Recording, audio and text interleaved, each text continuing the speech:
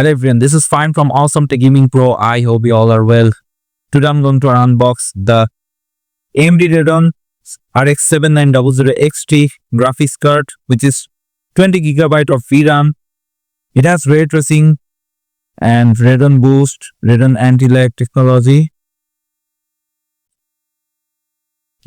Recently I ordered NVIDIA RTX 5090, but there are no RTX 5090 came out, and price is above 3000 US dollar, which is very high price for RTX 5090. That's why I bought this AMD Radeon RX 7900 XT graphics card.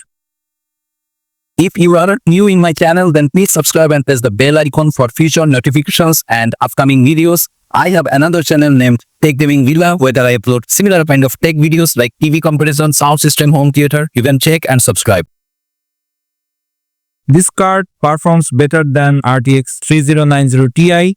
This card has some key features: 84 AMD Radeon 3 computing units, the RT plus AI accelerator, 80MB AMD Infinity Cache technology, DisplayPort 2.1. This GPU has HDMI 2.1 support, AMD Radeon's display engine, AMD Radeon Boost technology, AMD Radeon anti-lag technology. So let's unbox.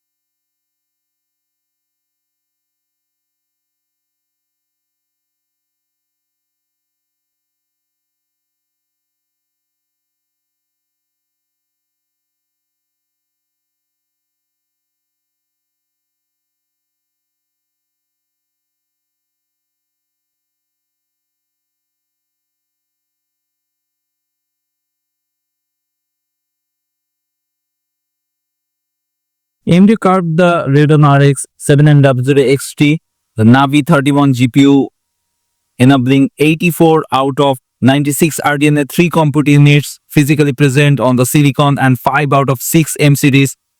This result in hardware specifications 5376 out of 6144 stream processor.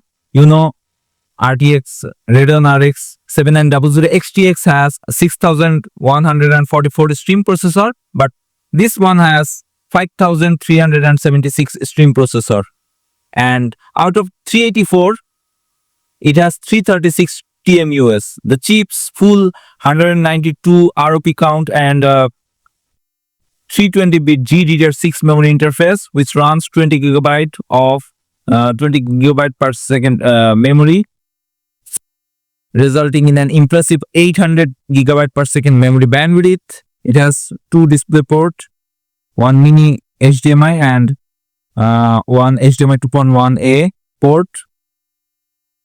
The RDNA 3 graphics architecture introduced dual issue rate compute units with a high degree of optimization in the way idle SAMD resources are utilized, support for newer math formats, and a new AI accelerator that retasks the SAMD resources for matrix math functions.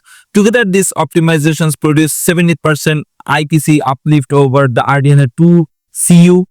There are 96 CUs on the silicon which work out of 6144 stream processors. The architecture also sees an increase in engine clocks and decoupling of the shader clock speeds to those of the GPUs.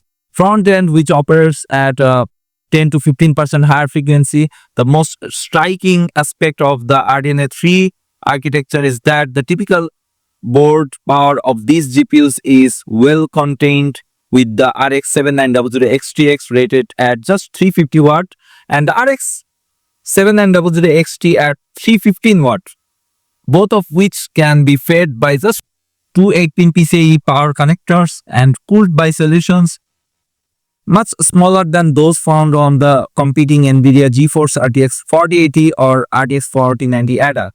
AMD is transferring the costs saved its chiplet architecture over to customers by aggressively pricing the Radeon RX 7900 XT at $900. Its bigger sibling, the RX 7900 XTX, goes for just $1,000. Compared to these, the NVIDIA offerings are quite expensive, with the RTX 4080 priced at $1,200, but now it's even higher. And the flagship RTX 4090 at $1,600, but the current price on 2025, its price is almost $1,800.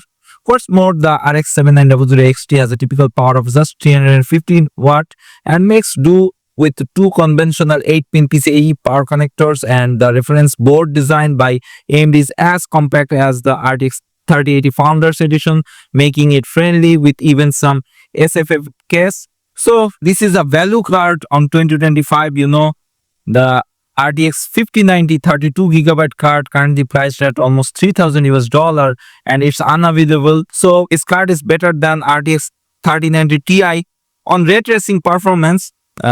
Perform similar with the RTX 3090 or 3090 Ti, but on rasterization, this card is much better than RTX 3090 Ti. I always recommend, if you won't find RTX 5090, then buy a budget card, save your money. So AMD is for budget gamer. That's my recommendation.